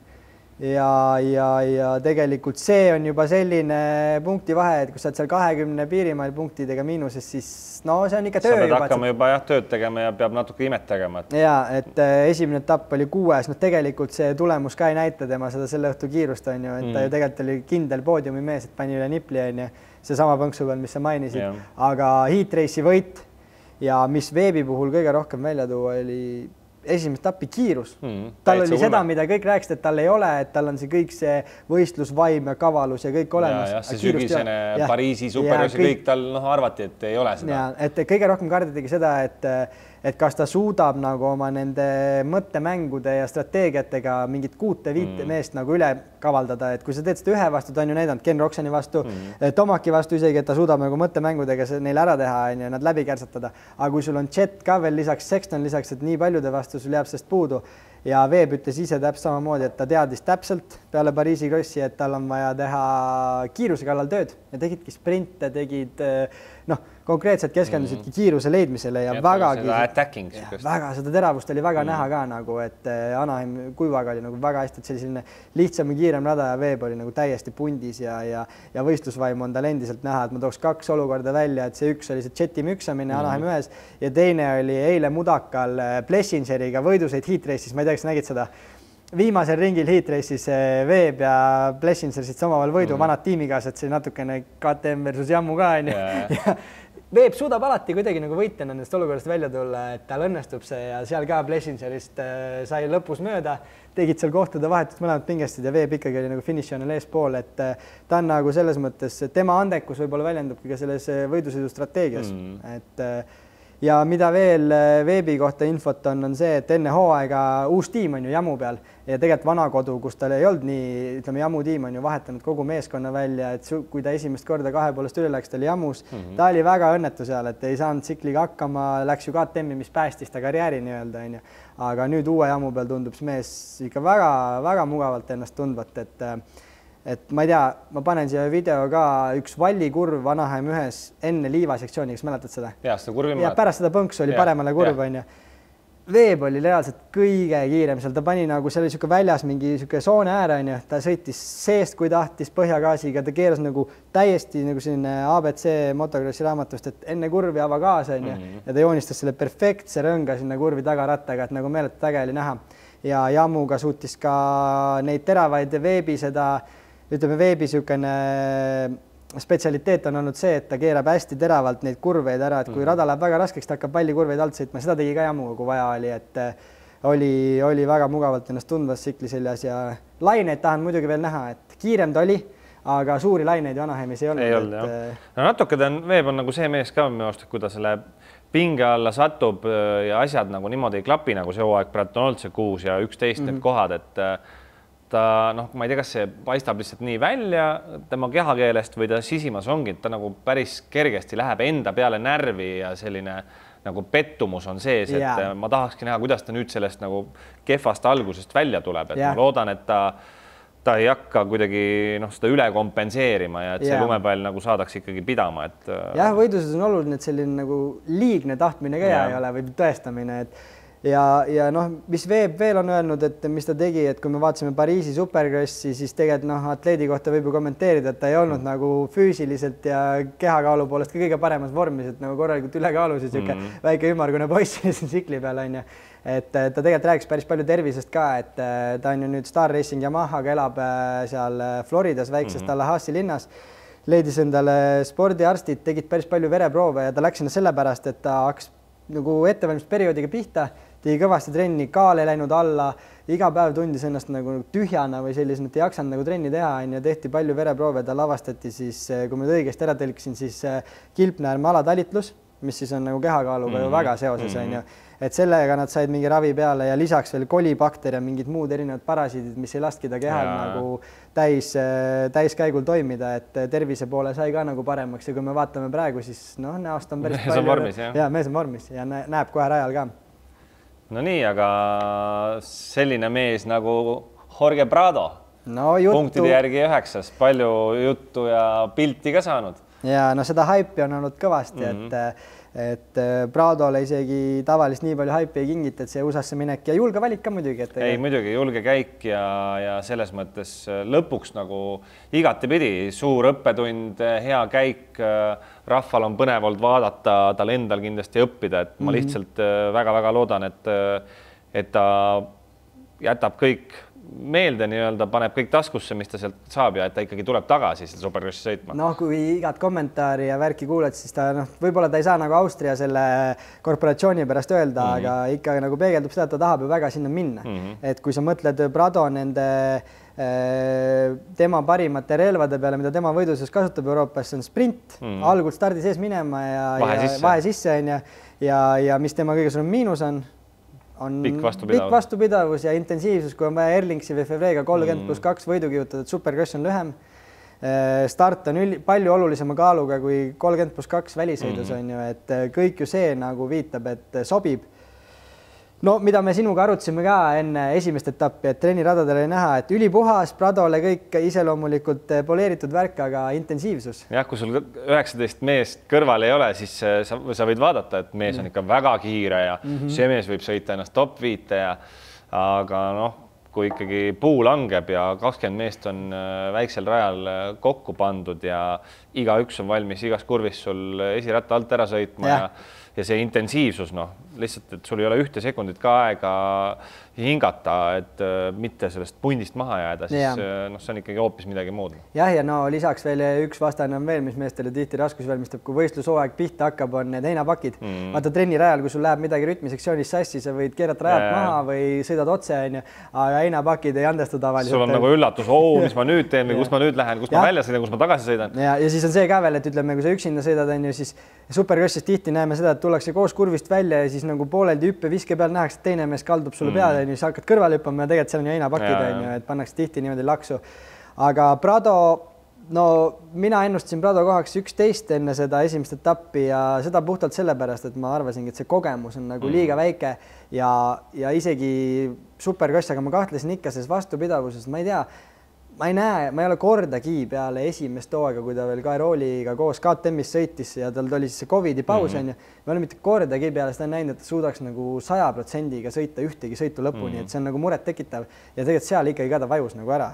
Jah, sest ei olnud ju finaalis, ta sai ju täitsa okei stardi, ta oli 3.-4 vist alguses. Väljast pani suht hullu. See oligi see püsti peal, et jalg lendas on ju. Täiesti 45 kraadi kalde all, aga mõlemad jalad olid jalaraudade peal. See oli siuke moment täpselt, et kus ta see kaamera pilti saada, siis pani nagu ikka, ja seda oligi vaja. Need fotod olid ikka väga efektsed. Sellel saab omale vaata, kui ta kunagi ei peaks enam superkross sõitmist, ta saab selle nagu ära raamida ilusti. Aga noh, sellest kurvist ta tuligi välja, ta oli algus minust 4. ja midagi sellist, et ei olnud, et ta oleks kuskilt tagant tulnud ja sinna 13 kohale jäänud. No tal oli ka selline minu arust ikka korralik welcome to supercross ikkagi esimene ring, et kohe nigiti igalt poolt tal langes, et selles suhtes nagu aga kui sa vaatad seda üldist sooritust, tegelikult ikkagi tubli. Ei, no muidugi, jah. Nii julge nagu move üldse, et minna sinna ja... Kindlasti ei sõida tema oma riskipiiril veel enam, no ja pluss nagu mõelda vaid selle peale, kuidas sa tead, et sa oled läinud sinna 3 etappi tegema, aga sinu nagu nii tiimi kui su enda ikkagi number 1 eesmärk ja fookus on pandud ikkagi MXGP-le, et sa tead, et ma pean siit kohe varsti maha astuma sellelt rongilt ja hakkama hoopis Euroopa krossiradadel nagu sõitma, et see mõttemäng, kõik, mis seal toimub, et see on, me ei kujuta, ma arvan, seda ette. Ma ise nagu, see on puhtalt minu arvamus, aga mulle tundub, kui ma Pradot vaatan ja kuulan, siis mulle tundub, et see MM-i tiitlipinge, et ta võitis selle välikrossi MM-il ära, siis Prado enda kõige suurem südamesoov oleks see, et ta saaks juba see hooaeg jääda USA-sse ja korraks selle pinge maha võtta, et mulle tundub, et ta nagu natukene tõrjub ja kuidagi nagu seda MM-i pinget ta ei taha, et ta peab tiitlit kaitsma. Siin on tal kõvad konkurendid ootamas, kes seda tiitlit tahavad. Ja et eelmine hooaeg ka ju Fevre tegelikult ikka suht hooaja lõpus ikka tegi talle ära kogu aeg põhimõtteliselt, et hooaja algus pigem oli Pradol parem, aga kui Erlings ja Fevre on nagu tagasi ja vormis, MM-il on neid mehi veel Kaiser on ja et nagu ma ütlesin, see füüsiline MM-il on nagu nii määrav ja kui sa ikka 30+2 ei jaksa sõita, siis Erlings jaksab seda kindlasti, kui ta terve on, et see ongi Pradol nagu võib-olla kõige raskem koht ja eks see... Mis ta veel ise meenus, mis ta välja tõi, see nagu, ma ei tea, kui palju see päriselt mõjutab, aga vähemalt endal ta suure põhjusena ütles ka puhtalt see õhtul sõitmine, et see võistlus kestab terve päeva ja et ta vaimselt ei olnud mitte kuidagi valmis nagu õhtusel ajal endast sellist pingutust andma, et see võib olla midagi hoopis teistsugust muidugi, et Jaa, absoluutselt, et ja siin tegelikult ma ütlen üldine vibe ju peale seda esimest etappi oli ikkagi nagu oodati rohkem, ma olen kindel, et Prado ise ootas nagu kindlalt rohkem, aga näiteks, kes on nüüd suur Jorge Prado fänn, on täna palju räägitud James Stewart, kiitis taeva nii Pradot, et tulla esimene kord ja ta nägi mingeid asju, ma usun, et James näeb neid asju ka, sest ta ise on ikkagi extraordinary või väga eriline selline talent on ja ta ütles, et Prado mingid need soonevalikud, rajastrateegia ja mingid puhtad asjad, mida ta raja peal tegi, et ta nägi mingit erilist talenti Prados ja ta väga uskus, et Prado võib tulla Ameerikasse ja väga kõvasi tulemusi teha, et selles mõttes nagu ma arvan, et Pradole on seda väga tore kuulata, et kui ta ise võib-olla natuke pettunud oli 13. kohas, siis keegi temas ikkagi näeb midagi, ei pea lootust kaotama. Ja täpselt, et ja no muidugi, mida Prado kohta võib öelda, et seda ei tasu arvata, et ta enne hooaega üldse ei teadnud, kus ta platseerub, et sellise kaliibriga mees ei tee otsust, et ma lähen supercrossi ütma, kui ta treeningrajal tiimikaaslase Barciale seal 10 sekki ringi pealt kaotab, et küll nad ju nägid ära, et ta on ikkagi väga-väga hea selles. Ja tegelikult tal kiirus nagu on olnud okei. Selles mõttes täiesti, ütleme pigem selle koha vääriline, mis ta nüüd oli 7. vist, eks, et ajasõitudes, mis Anaheimis tegi keeruliseks, oli see, et ta oli ju B-grupis. Et seal seda perfektselt ringi kokku panna nii, et sul mõni aeglasem mees ees ei koonerda seal.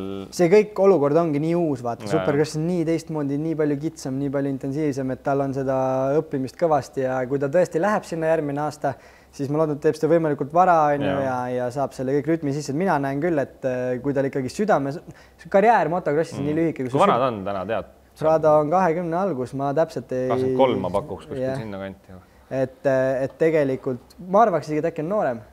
Võib isegi mõne aasta noorem olla, et kui su südame soov ikka supercrossi on sõita ja nagu ta ütles, ta on lapsest saati neid supercrossi videosi vaadanud ja ta annet on, siis tee, mis su hingi ihkab, et sa oled ju saavutanud ikkagi selles mõttes maailmameistritiitlid ära nii 2-pooles kui 4-pooles Euroopas on ju ja kui see kutsumus on sinna, siis tuleb minna ja teha nagu, mis sa tahad, on ju, et ma väga ka loodaks, ma arvan, väga paljud fännid loodavad, et ta ikkagi läheb ja on seal, on ju, et siin spekuleeriti, et kui need olid need optimistid pigem, et kui ta siin hooaja alguses, ma ei tea, top 3 sõidab ja punktide sees otsas on, et kas ta ikka läheb ära, aga praegult 13-7, siis siit pealt on hea MXGP-le minna. No see on nagu oli minu arust nagu overhyped ka, et see ei ole reaalne, et teised mehed on, ma ütlen, see on alati nagu sama võrdlus, et kui sa paned nagu Prado nüüd supercrossi lainete peale, on ju, Tomak on sõitnud võib-olla, ma ei tea, mingi mitu tuhat tundi laineid, on ju, ja Prado alustas siin võib-olla Euroopas natukene on proovinud mingid väiksed laineid, aga et see on sama hea, kui sa paned 1. ja 4. klassi poisi võidu arvutama nagu, et üks on ju teinud nii palju nagu trenni selle peaga ja ajuga, on ju, samamoodi lained. Prado ma kontrollisin järgi, ongi 5. jaanuar, just sai 23. 23, jah? Okei, siis on juba rohkem, aeg läheb kiiresti. Aga mis paneme siia veel selle, mulle meeldib neid videosi siia toppida ilgelt, aga Prado ja siis Adam Cincerulo võitlejad, nad on vist suhtetapid nagu lõpetanud ka, kogu aeg on nad kokku sattunud ja siis Anaheim ühes nagu sealt kaadrist oli hästi näha, kuidas nad võitlesid selle 3, ma ei mäleta, mis see mingi koha peal, nad väljapool 10. kohta oli see ja nad võitlesid selle peal nagu võidu peale, et Cincerulo postitas selle, Prado sõitis viimane kurv talle sisse ja siis Cincerulo postitas selle story'sse ja Prado jagas ja kirjutas, et mul läks asja, et ma arvasin, me võitleme võidu peale.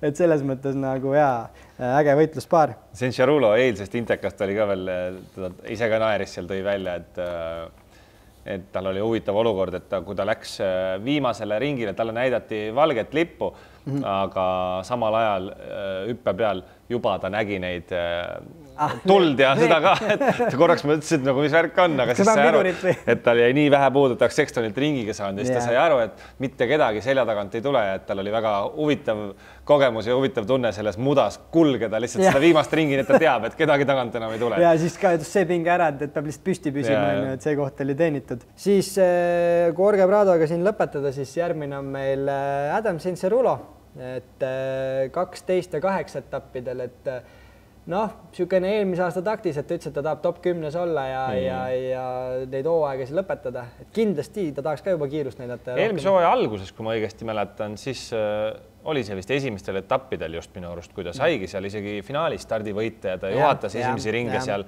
aga siis ta vaikselt langes ära, aga praegu seda särtsu nagu ei ole sellist veel näinud, et... Jah, ma ise natukene kartsin, kui nii palju räägid sellest, et sõida üks hooaeg lõpuni, sõida rahulikult, aga tihti peale, kui see nii pikalt nagu tagasihoidlikult sõidad, sa võib sulle sisse jääda, et sa kaotadki selle särtsu ära, et sa sõidad nagu selle mõttega, see esimeste ringide agressiivsus ja kõik see. Et see on ju Cincerulo nagu tugevus olnud alati, et hea start ja teravus on ju, aga nüüd natukene nagu selline tundubki, et nagu selline viimane särts on puudu ja selles võib olla muidugi see lugu, et see küünarnuki närv, mis tal nagu ikkagi aastaid siin juba muret on teinud. Seletamatu mingi pitsitumine. Eile just isaga arutasime seda, et ma ütlesin ka, et tegelikult Cincerulost on hästi kahju, et tegelikult ju sellest ajast saati, kui ta 4,5 klassi tuli, ta on näidanud kogu aeg, et ta on mees, kes võiks sõita Sexton ja nende kiirust nagu vaata neid kvalifikatsioone. Ja see kiirus, temal on see kiirus olemas, ta võiks nagu olla sõitude võitja nagu ja olla seal esiotsa pundis, aga mingi siuke tervisehäda, mis sul ikka liiga teeb ja ei lase lihtsalt, see võib päris frustreeriv olla, aga temas võib-olla me näemegi sellist nagu personaalset ja isiklikku arengut nagu vaimse ja sellise nagu tema jutu ja arusaamisega elust on nagu rasked ajad seda inimesega teevad, on ju, ja ta on nagu spordile omamoodi suur väärtus, et need kõik mõtted ja asjad, mis ta nagu teeb, et võib-olla üks asi, mida ma tahaks välja tuua, on see, et siin enne hooaega selline mees nagu Austin Faulkner, kes siis teisel rannikul sõidab superkrossi, on aastaid vigastatud olnud ja Cincerulo on ise samamoodi aastaid vigastatud olnud, on ju. Ja siis minu arust Faulknerist pandi mingi video üles ja mingi suvaline fänn kommenteeris sinna pildi alla, et sa nagunii vigastad ennast ära, ühtegi hooaega lõpuni ei saa, et sa oled nii ülehinnatud sõitja, on ju. Ja siis Cincerulol vist viskas koppa ette, nägi seda kommentaari, kirjutas siis selle mehe nimi oli Brian, on ju. Et hei Brian, kuule, et ma näen su piltide pealt, sul omal ka 2 poega, on ju. Et iga kord, kui sa sellise nõmeda kommentaari mõne atleedi tervise kohta teed, on ju, siis tuleta meelde, et see sportlane on ka kellegi poeg. Et nagu hästi selline nagu kaitses nagu Faulknerit ja mulle hästi meeldis see, et nagu ei ole mõtet nagu need atleedid, kõik, kes meil rajal on, nad panevad oma tervise ja kõik mängu, et austagem seda, on ju. Et selles mõttes nagu Cincerulo kindlasti, ma loodan, et ikka särtsu ka siin hooaja jooksul tuleb. No mõned nopped veel siit, kes võib-olla top 10-st on väljapoole jäänud erinevatel põhjustel. Esimene nimi neist Hunter Lawrence. Jah, no temal on see Jetiga koos see hype nii kõva, on ju, ja kui see ikkagi Honda tehase mehena esimesel etapil nagu finaalist välja jääd, eks see oli ikkagi suur pauk nii-öelda, et aga noh. Euroopast nägime ju sõitmas, tundus nagu kõik päris hästi, Jetiga sai võidu sõidetud ja ma arvan, et temast paljud ootasid ka, et ta selline must hobune võib isegi olla, et hakata seal top 5 mingid kohti sõitma, aga tundub, et seal on nagu natukene sellist vaimset läbipõlemist ka praegult siia suurde klassi tulles. Noh, mida on palju räägitud, et võib-olla kui Jet ja Hunterit võrreldakse, et siis Jet ongi nagu enesekindlam, Hunteril võib-olla natukene enesekindlus kõigub ja võib-olla tema karjäär on ka teinud seda, tal on raskeid aastaid nii palju olnud, on ju. Aga tema see, ütleme, see esimese etapi algus oligi nii, et see on sama nagu sa ärkad voodist mõni päev vale jalaga üles vaata. Mitte miski ei tule välja. Alustas pressipäeval see suure kukkumisega, on ju, ja sealt tegelikult oli pressipäeva kukkumine, Vince Freesiga stardi kukkumine, on ju, et lihtsalt ja siis lõpuks oligi see, et sa oled seal märkamatult, sa oled seal last chance stardis, on ju, start ka veel ei õnnestunud, viimane ja tegelikult algul nagu liiga ettevaatlikult sõitis, et see tempo, mis tal olemas oli, sellega oleks suutnud ennast sõita küll finaali, et ta jäi ju mingi väga napilt, see viimas kurvis oli veel kontakt Kate Graysoniga. No see läks nagu justkui proovima, aga tegelikult seal enam lootust ei olnud. Enam lootust ei olnud, aga ta oleks pidanud kiiremini käigu sisse lükkama, võib-olla mitte nii säästlikult sõitma, aga no ega see maailma lõpp ka ei ole, et ma arvan, et endiselt tal ongi üks suur õppimise aasta. Top kiirus, ma arvan ikkagi, et tema parimal päeval ta ongi seal 5 kandis, see ei ole kuhugi kadunud, et ta treenib ju oma vennaga koos, kes on üldse kõige kiirem ja tal seda hoogu peaks olema. Noh, mis veel, kui me Hunterist nüüd edasi liigume, siis Husky tehase tiim tervikuna. Ma ei kujuta ette, ei tahaks olla selle tiimimänesteri Nathan Ramsey nahas, et 2 tehase meest, teades Austria seda võitjate mentaliteeti ka, mis pinge sealt tuleb, on ju, et praegu on Christian Craig ja siis Malcolm 17 ja 18 punkti arvestuses, et ütleme nii, katastroof. Kehva hooaja algus, väga katastroof. No see ongi ka, kui vaadata neid esimesi etappe ja vaadata eelmisi hooaegu, siis 3 asja on kindlad, no maksud, surm ja see, et Stewart on pikali nagu, et selles mõttes on ikkagi ja need ei ole olnud leebed paugud, mis ta on pandud, et see... Seda ta on küll, kui ta muidu venna sarnane liiga palju ei ole, siis julmad paugud, et kui kukub, siis kukub ikka nagu suurelt, siis see on küll nagu Malcolmil ja need... Aga noh, tal ongi see teravus ka nii suur. Temal oli ka hull hype nagu enne hooaega peal, et siin... Sealt tuleb ja sealt võidab, et mulle tundub, et sellepärast üle mütsiga ennast tihti peale keerab, et pakubki üle nagu vaata. Me oleme näinud, kui ta nagu saab hästi minema ja püsti püsib ja radadale sobib, et siis see kiirus ongi tal kõik olemas, aga jah. Plessingeri moodi, kes nagu heal päeval võibki väga kiiresti sõita seal eesotsas ka. Talle võib öelda nii-öelda nagu selline kiire must hobune nagu, et selles mõttes, et kui kõik õnnestub, siis temal on ka see kiirus olemas, et sõitagi eest minema meestel.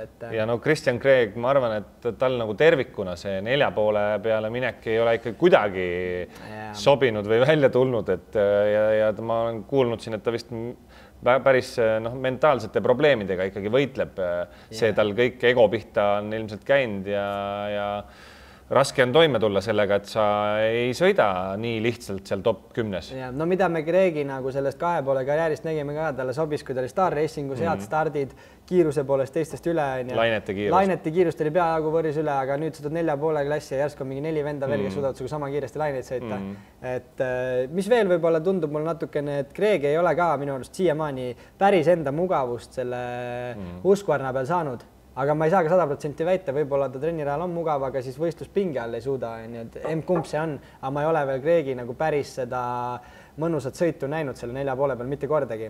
Ja mis on huvitav veel, ma ei ole nüüd niimoodi tagantjärgi rohkem seda guugeldanud, et kas see lõpuks on välja tulnud, et mitte keegi täpselt ei saanud aru, mis siis juhtus pärast Anaheimi etappi. Kõik küsisid igal pool, et mis Gregiga juhtus. Poole sõidu pealt kukkumist ei olnud, rajal midagi välja ei paista, aga poole sõidu pealt keeras boksi ära ja kuni San Frani etapini ühtegi kommentaari selle kohta ei tulnud. Miks siis mees maha keeras, et seal ilmselt ongi see lihtsalt, et sa kuskil 15-16 kohtade peal sõidad ja See on karm, saad teha see mees on ju, saad Foxi üks esimese atleete, ta ju esitles ja seda Onsit ja, et seda nagu kaamera pilku on sinu peal nii palju ja sa ei suuda nagu oma ära teha, siis eks ta tunnebki kehvasti ennast ja eks väga raske. Tal oli muidugi väga raske vigastus ka, aga et karjäärid ongi inimestel erinevad ja eks ta mõtleb oma pääst, kas ma olingi ainult 2,5 sea, et ta peab uuesti mingi hea nagu laine õnnestumise saama ja siis tõmbab tagasi selle. Just. Kelleta me ei saa ja kes on alati meil selline mees, kes korraldab asju, on Vince Friese. Et neid klippe saame ka siia lisada, et ta on, mulle tundub, et ta on enda selle staatuse nii välja teeninud, et isegi need olukorrad, kus ta tegelikult on võidusõidu olukord ja ta ei olegi nii süüdi, ta lastakse ikka sõela põhjaks. Hea on võtta teda sihtmärgiks muidugi. Et ta on ju siin nüüd korraldanud, et mitmed mehed on juba tema pärast vigastatud ja nüüd kõik hõiskasid, et karma maksis kätte. Just. Et Anaheimis siis ta korraldas ju kõigepealt selle, mina olen seda meelt, et see stardikurvis peale kallamine on, see on võidus. See oli pigem võidusel olukord lihtsalt, et see on nagu, et jälle Vince sattus sinna. Ta teeb neid asju, ta ise on selle staatuse endale teeninud, et ta lastaksegi sõela põhjaks.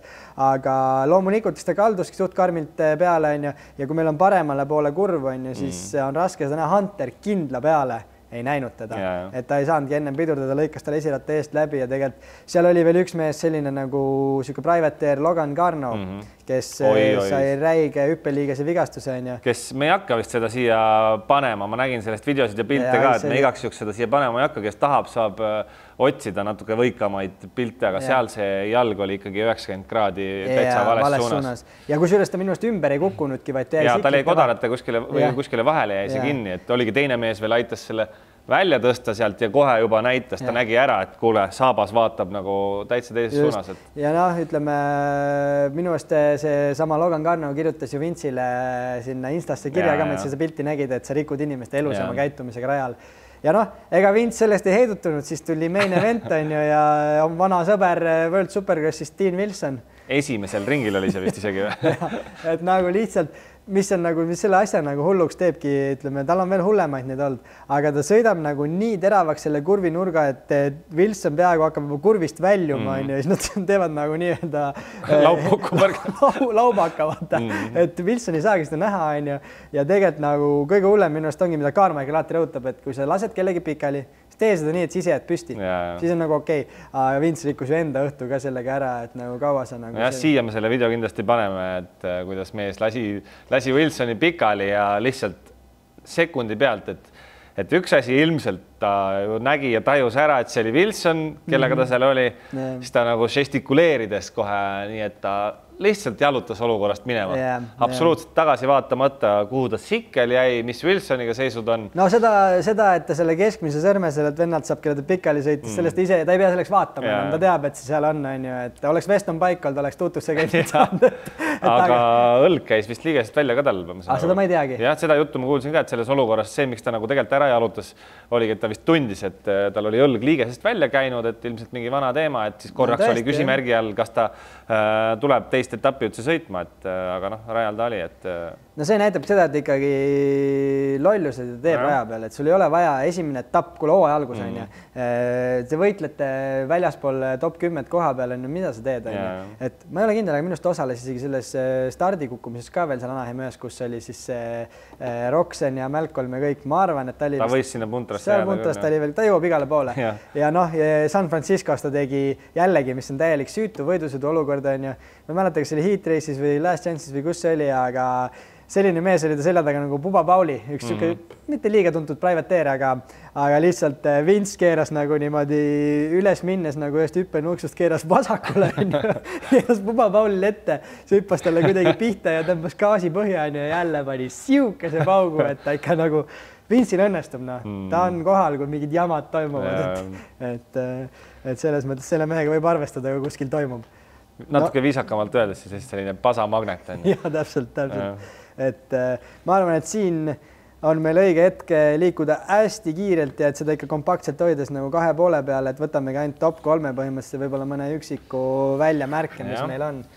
Et loeme ette siis top 3, et hästi palju kaks sellist vanema koolkonna ja vanema generatsiooni 2,5 meest, Jordan Smith ja Hampshire on siis esimesed ja esimene ja kolmas, jah. Ja Levi Kitchen, päris äge selline uus noor staar seal 2,5 klassis, tegi päris julge tiimivahetuse, et loeme nende etapi tulemused ka ette, et Jordan Smithil on ikkagi, kes on praegu punkti liider ka, on 2-1 tulemused etappidelt väga hea hooaja algus, et on kiirust, on stabiilsust, Star Racing Yamahal sõidab ja punane plaat, kusjuures tal viimati vist oli äkki 2017 oli punane plaat, mõttes 5 aastat või rohkem on nagu karjäär käinud Ameerika mägedele, tule tagasi uskuda ja teha, et väga kindlasti äge talle. Siis on Levi Kitchen, 3-2 on tema etapi tulemused ka stabiilne, et kui mõelda, et üks on mudakas, siis nagu ilus hooaja algus ja punktidega ka ilusti lähedal Smithile. Tema tegi selle tiimivahetuse ikkagi tuli nagu kõige populaarsemast ja kõvemast 2,5 tiimist Star Racingust ära ja Pro Circuit Kawasaki peale. No jammus see konkurents on üldse seal, need tiimis on ikkagi väga kõvad nimed koos ja kava ei ole ju sellist nii-öelda pilti saanud seal esiotsas nüüd mõnda aega, et... Mis Kitchen ütles ka, mida tegelikult Star Racingu puhul hästi kiidetakse, on see, et nad teevad kõik koos seal oma treeningkeskustrenni, on ju. Aga võib-olla sellised nõrgema närvikavaga või sellised nagu hästi andekad sõitjad, neil ei sobi see. Ta iga päev peab seal kõigiga võidu sõitma, füüsid, ta ütles, ta ei saa oma tehnika kallal tööd teha ja rahulikult võtta, et Kitchens läks Pro Circuitisse ja ta treenib tegelikult Tom Vialli, Chase Sextoni ja ma ei mõtle, kes seal pundis veel oli, üks oli äkki veel, et neil on oma siuke mõnus punt, rahulik, saab oma asja teha ja tundub, et sobib. Ja Pro Circuiti pillid käivad päris hästi edasi, et stardis on kogu aeg eesotsas, et 2,5 see stardipilt on päris palju erinema hakanud, et muidu ainult Star Racing ja Mahad. Nüüd on isegi oleme KTM-i näinud, oleme Kawasakit näinud, et äge. Ja Kitchen ka veel eilsed oluta veel kiitis, et temale väga meeldis, et ta ütleski, et tuli eriti see nagu bike skill ka seal välja, et ei olnud enam lihtsalt mingit hullu panemist, vaid reaalselt, kes ikkagi suutis kontrollida seal Sontes tsiklit, et temale nagu meeldis ja see kiirus paistis välja. Ja väga ilusti on esinenud ja no RJ Hampshire, et ma arvan, et kõige kauem seal klassis olnud, kellelt on tiitleid oodatud, aga need kukkumised on seganud, et kui esimest etappi vaadata, kus ta siis võitis, on ju, no seal ta tundus, et on oma vead ära parandanud ja satub õigel ajal õigesse kohta ja kiirus on tal ju kogu aeg hea. See toores kiirus tõesti, tal on ikkagi nagu, sellepärast on need kukkumised on alati olnud hullud ka. Ja tal on see, et alati 110% ja siis 10% on liiga palju, vaata, et peab laksu ära. Aga mis nende puhul veel Jordan Smith ja RJ Hampshire on siis väga sarnase karjäärikäiguga mehed, et mõlemad Keiko Honda sellised kasvulava pealt tulnud mehed, nüüd on muidugi eri suundades karjäärid läinud, aga veteran staatuses seal 2,5 klassis, aga mis nende puhul on pull, et see kiirus on järgi, et kui keegi tahab nagu väga kiiret superkrossi raja peal liikumist näha, Anaheim 1 Heat Race, kas 1 või 2, kus nad koos sõitsid, silerada ja no see kiirus, mida need mehed seal tootsid, see oli ikka vinge, omavahel panid võidu seal, et hästi äge sõit oli, et tasub vaadata. Siin äkki leiame isegi selle screenshoti üles, minust enne nüüd viimase etapi 2,5 finaali näidatigi nende kahe Smithi ja Hampshire'i karjääri seda võrdlust seal, need etapid, poodiumid, võidud, kõik need olid tiitlid, no need olid nagu nii võrdselt sarnased numbrid, et kiirus ja kukkumine neid saatnud vaata, et selles mõttes nagu jah, hea on näha, et nad ikkagi teevad ja toimetavad. Ma panin siia 4. Garrett Marchbanksi ka, et 7-3 hooaja algus pole midagi nagu liiga siukest väljatoomist väärt, ja mudaga 3. on ju. Aga miks ma panin on see, et lahe on näha, et pole tehase tiimis ja siuke väike tiim, Eesti mõistes Club MX on räige tiim, mida Harrigi meile rääkis, milline Club MX-i facility ja kõik asjad on ja treeningkeskus. Siiski mitte tehase tiim. Ja, et suudavad seal olla ja teha, et 3. koht mudaga poodiumil annab ka talle enesekindlust, et Marchbanks on hästi suur tüüp ja ta läks ju tegelikult 4 poole pealt tagasi, 2 poole peale, et päris palju alla võtnud, nagu keskendub selle, et tal on sellist tegemata tööd veel seal 2 poole klassis, et ma loodan, et saab nagu hakkama.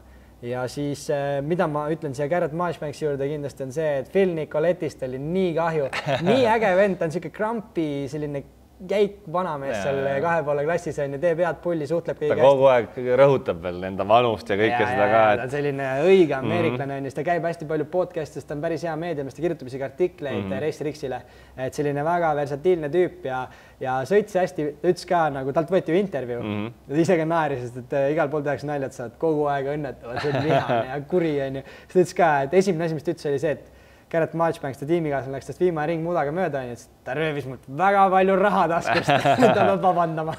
Et selles mõttes nagu siuke heartbreak oli, et ta ütles ise ka, et tal neid võimalusi, et poodiumile sõita, karjääri lõpus ei ole enam liiga palju neid on ju, et ta oleks pidanud ära realiseerima, aga Marchbanks oli liiga palju kiirem, et seda ära teha. Ja ta ütles, lõpuks ta ütles ikkagi, et vähemalt see oli G, ta kutsub G-ks seda. Et oma tiimikaaslane. Jah, et oma tiimikaaslane vähemalt. Jah, ma ütlen siia juurde veel sellise praeguse teemavälise kommentaari, et tegelikult oli hea näha, et 2,5 mudaga Club MX 3-4 on ju ja tegelikult 4 poole klassis oli ka väiksem tiim, ehk siis Roxeni ja McElrathi tiim olid 3-4, Roxen oli 3, McElrath 4, et see segab kaarte ja annab nagu meestele võimaluse nagu üllatada. Ja märkimist väärt veel Voland, Shimoda 2.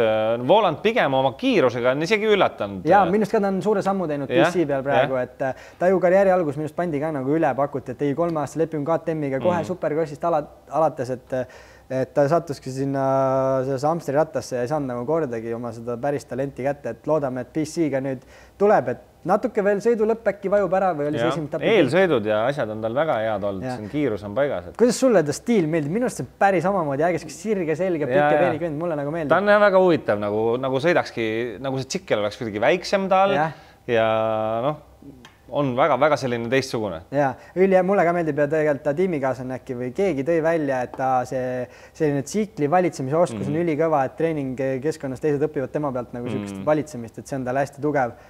Ja Shimoda, ikkagi hooaja algus ebaõnnestuja siin. Title contender muidu. Ja tehase on ta number 1 staar, et läks koju tagasi, suur storyline oli.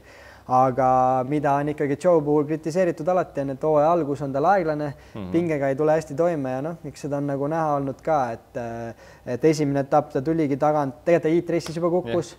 Kiirus on, kvalisid asju näeme, ringiajad on. Aga kui sa kukud ja paned ennast kehvadesse olukordadesse ja mida siin võib-olla välja tuua Shimoda puhul, et kui 4 poole klassil on 17 etappi ja sa võib-olla saad nende hooaja alguse, kehvem hooaja algusega nagu tiitlimängus sees olla, siis ida- ja lääneranniku 2 poole sarjas on 8 või 9 etappi, et see on kogu aeg vaja nagu ikkagi hästi esineda. Eilsest on muidugi kahju. Seal ei saa nagu süüks panna midagi. Ainuke asi jälle, et ta tegi selle esimese ringi kukkumise, see ei olnud seoses. Need olud olid sellised. Ta ei olnud seoses ilmselt see tsikli probleemiga, mis juhtus, et seal ei teagi tänaseni, mis tal seal juhtus. Et algul tundus korraks sidur, aga liiga sõidu algus oli see, et siduri peale midagi muud äkki juhtus seal. Et siukene, ütleme, konarlik hooaja algus, et kuigi A1 võib nagu välja tuua, et sõitski tagant otsast 4.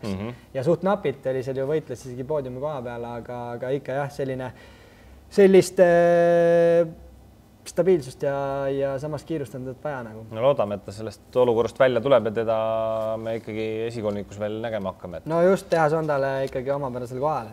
Ja siis selline huvitav mees nagu Julien Boomer. Jah, väga, ütleme ka selline üllataja, kuskilt ei olnud kuulda ega väga näinud, nagu enne hooaega ma paari videot nägin, kus ta nagu testis KTM-i on ju, aga nagu see, ütleme, hoiak ja enesekindlus, millega ta stiil ja kõik ka, et ma vaatan nagu ta sõitu ka, ta ei tundu kordagi kontrolli alt väljas olevat, et ta on nagu võib-olla esimene etapp peale 10 minti, ta oli 10 minti teine. Ja stardid ta vist võitis algul juhatuseni. Esimesel etapil ikka USA mingi rukkide teema ka, et nad tulevad siuke laks on taga, panevad stardi kinni ja lähevad ette, et jumalast aga jumala puhas algus oli ka nagu. Ja ju toodi faktina välja, et ta oli 2 aastat tagasi alles profi Jetiga võistles. Minu isegi meil podcastis käinud Martin Männi isegi, ma ei tea, kas tunneb teda või on võidu sõitnud koos igatahes. Hull talent pead ikka olema nagu, et kui me mõtleme kõikide teiste peale, kellega ta koos sõidab, nad on mingi 5-aastased, 6-aastased treeningkeskustes ja hullu elu elanud nagu, et see peab ikka megatalent olema ja eks ta on sõidust näha ka, et tal on nii teravust kui enesekindlust ja sükest sõidukindlust ka, mis mulle meeldib, et rukkidel seda on tihti vähe. Ta ütleski vee peal läksid lihtsalt kiirused nii suureks, et seal enam ei tahtnud. Ja ma arvan, et kui me Supercrossi võib-olla veel veemotaga võrdleme, siis seal ikkagi karjääri valiku mõttes nagu see teenimise ja elu kindlustamise võimalus, ma arvan, Supercrossis on täna ikka oluliselt suurem. Show business on ikkagi hea. Supercross on nii suur lihtsalt, vaata, et see on nagu võib-olla isegi õige valik ja kui sul tehase tiimi koht on. Ma ei mäleta, kas Martin ütles meile ka, kas Jetis üldse on nagu sellised nagu... Ja, pigem oli, aga need on need, kes on seal Lähis-Idas ja Araabia maades saanud mingid sponsorid taha, et sellist nagu nii-öelda tehase tiimide ja show rahasid on nagu vähem. No Supercrossi osa on meil praegu koos, aga kui me Supercrossist räägime, siis meil ikkagi Eesti, ma võiks öelda täna number 1 sõitja ja Supercrossi spetsialist Harri Kullas, sõidab ju Arena Crossi Inglismaal, sõidab Adakit Saksamaal ja Adakil on ka noor Kaarel Tilk kahepoolestes tegemas, et kes justkui Supercrossi Euroopa meister on ju tegelikult sinna Adrenaliin Arenal tulnud, et ja Harri meil oma karjääri ja selle aasta plaanid podcastist lahti võttis, et rääkisimegi, et talvel siis tuleb sõita Arena Crossi ja suveks on lootust või vähemalt me kõik loodame, tema loodab, et äkki õnnestub ikkagi USA-sse mõni leping teenida. No talle omapärasel moel ta ikka planeerib endale siukse sisutiheda hooaja, et iga nädalavahetus on täidetud põhimõtteliselt ja tal oli ju ka siin tegelikult tsiklivahetus, et ta on ju aastaid nüüd Yamaha peal olnud ja ta on hästi kiitnud Yamahat, kogu aeg rääkinud, kuidas talle sobib, on ju, ja nüüd ta on ju siis Inglismaal sõidab Husqvarnaga ja Saksamaal sõits KTM-iga, jah. Et mis sa natuke... Kaks sõitu on olnud nüüd Inglismaal Arena Crossi. Ma mõtlesin, et esimene etapp, aga tuli välja igalt poolt, nägin, et juba teine etapp ja esimene etapp selles sarjas oli septembris ära peetud, et see oli minu jaoks üllatus. Aga Inglismaa kõigepealt Harri oli teine. Jah, super algus. Jah, super algus, kindlasti oli võimeline ka võitma. Kes veel ei tea, võitis Stark Vargi sõitja, ehk siis esimene selline suurem võit ilmselt Jack Brunel elektrimootorrattale. Jack Brunel on ilmselt enamus meie kuulajatele ja üldse publikule nagu suht tundmatu nimi, aga ma mäletan oma ajast Arena Crossi selles Inglismaal. Tegelikult on alati olnud siukene Inglismaa siuke Arena Crossi ja mingi Supercrossi sõitja, et väga välikrossis nagu silma ei paista, aga talenti tal on.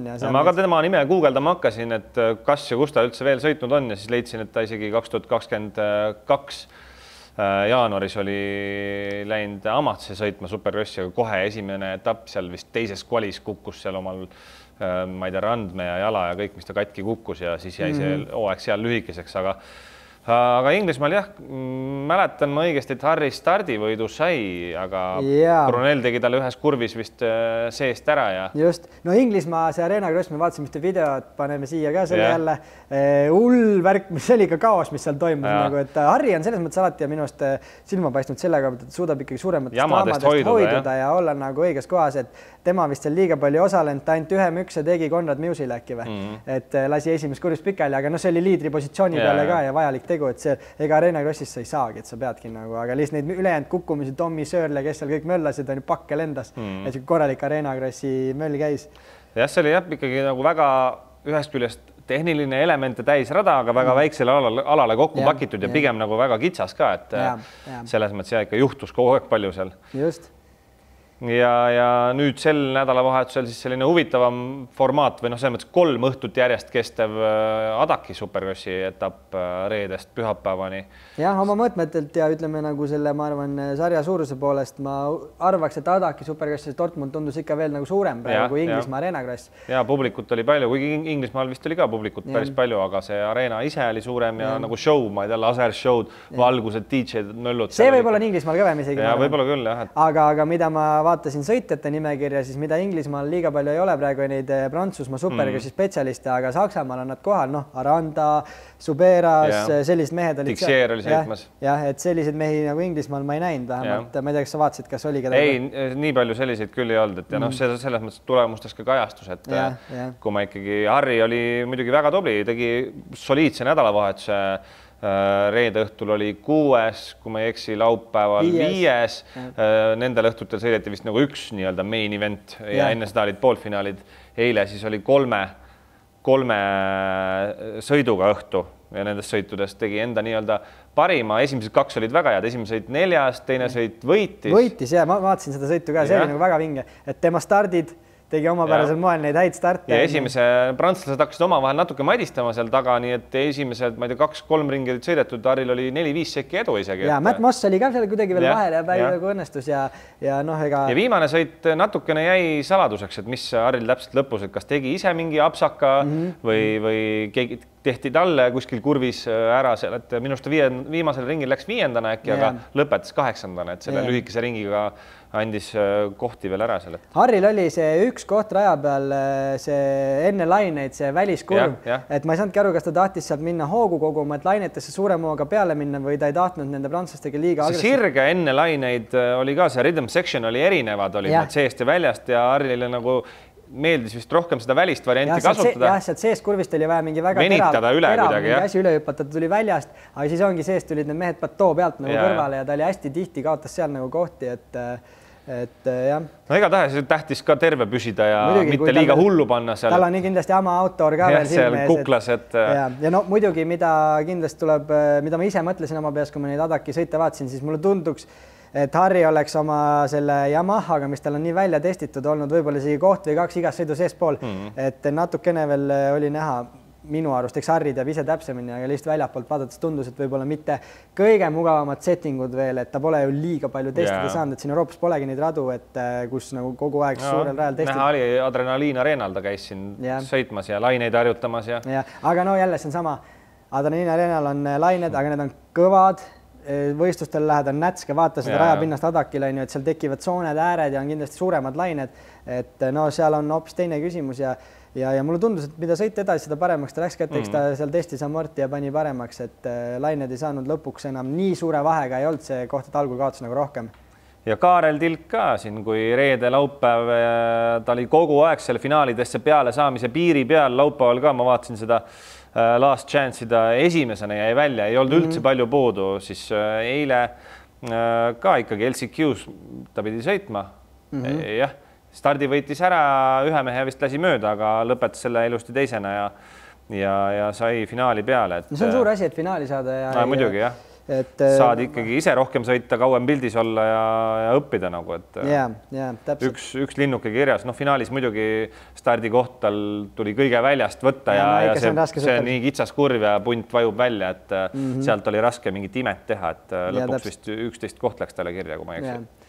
Ei, aga vägev, et eestlased ka kuskil ikka seda sisekrossi ka harrastavad või noh, mis harrastavad, profisarjad on. Nii palju, kui siin Euroopas seda võimalust on, et ja, et see on äge ja neid asju, see annab ikkagi seda tsikli valitsemisoskust ka nii palju juurde, et Kaarel Tilk on noor ja tal on see ülioluline ja ülitähtis, et see annab välikrossis ka kindlasti juurde, et see on nagu äge. Jah, aga selline see saade sai, tegime kiire lühikese tavapärast võib-olla sellise kompaktsema ülevaate, mis sel aasta algus esimeste nädalatega eelkõige superkrossi radadel meile pakkunud on. Hooaeg on tihe, hooaeg läheb kiiresti edasi. Sellel nädalavahetusel juba San Diego. Jah, San Diego, loodame, et on kuiv.